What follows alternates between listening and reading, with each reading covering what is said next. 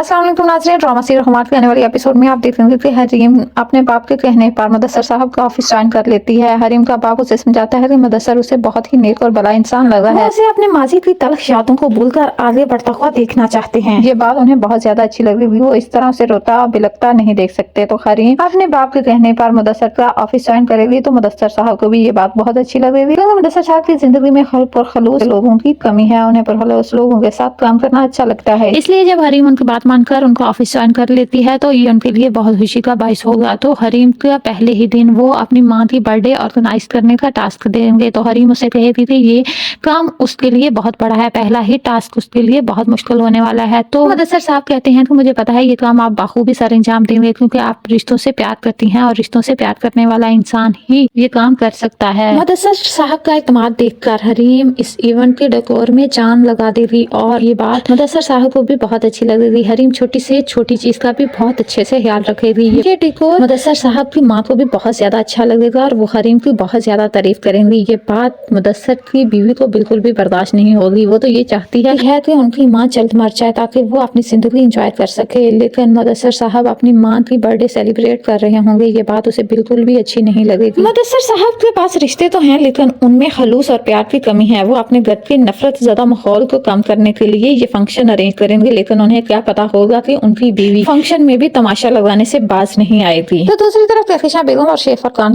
को तो चूना लगने वाला है, और ये चूना इस दफा कोई और नहीं बल्कि उनका अपना ही ताबेदार बेटा लगाने वाला है। रेहान अपने बाप के काफी एहसासे बेच चुका है, अब जो बचा कुचा बिजनेस है उसमें भी वो हिस्सा मांग रहा है। तो फाइज उन्हें यही कहेगा कि आप उन्हें हिस्सा दे दें ताकि वो कनाडा शिफ्ट हो जाए। इस तरह रेहान अपना हिस्सा लेकर कनाडा शिफ्ट हो जाएगा और जो छोटा मोटा बिजनेस बचेगा, अब शेफर खान इस काबिल नहीं रहे कि उसको संभाल सकें, इसलिए अब वो बिजनेस फाइज संभालेगा और अपनी मेहनत और ईमानदारी के साथ उस छोटे से बिजनेस को बहुत आगे तक लेकर जाएगा। इस तरह वक्त यूं ही गुजरता रहेगा और हरीम और फाइज अपनी जिंदगी में बहुत आगे बढ़ते जाएंगे, लेकिन एक चीज जो वही रहेगी वो होगा फाइज और हरीम का रिश्ता, जो कभी भी खत्म होने वाला नहीं। कहकशां बेगम पूरी कोशिश करेगी हरीम और फाइज का रिश्ता खत्म कर सके, लेकिन वो चाहकर भी ऐसा नहीं कर पाएगी।